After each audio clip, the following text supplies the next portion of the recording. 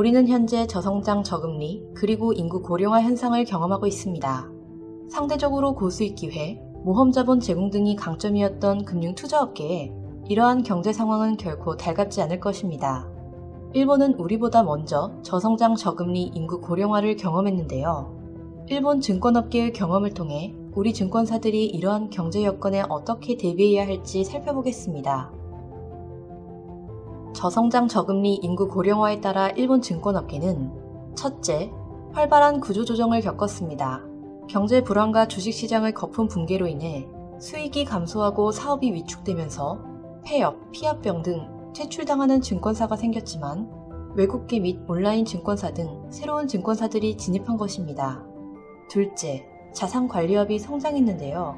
기존에는 단순 위탁 매매가 중심이었는데 이는 수수료 위주의 출혈 경쟁이 수반되기 때문에 상대적으로 고객과의 안정적인 관계를 중시하는 자문 업무 중심의 자산관리업이 발달하게 된 것입니다. 셋째, 온라인 거래가 질적, 양적으로 크게 성장했습니다.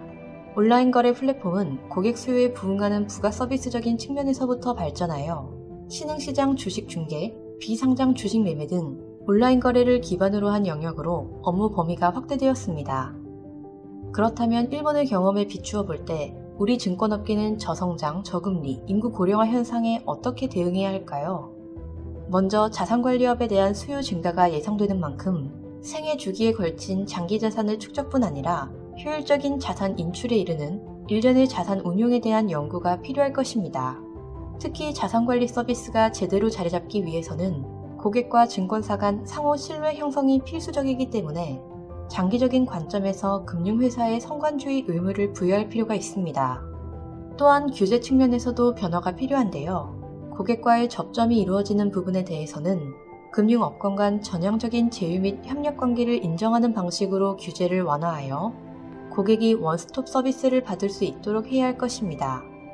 마지막으로 금융서비스의 혁신은 금융투자업자, 금융소비자 등 시장 참가자들의 수요에서 나온다는 점을 고려할 때 금융당국과 시장이 원활하게 소통해야 합니다.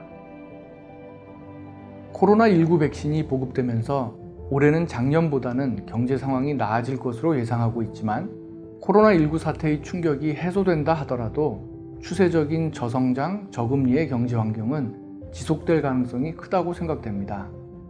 우리보다 저성장, 저금리를 먼저 경험했고 지리적으로도 근접할 뿐만 아니라 업권별 규제 체계나 금융문화가 유사한 일본의 경험은 우리 증권업계에 시사하는 바가 많은데요.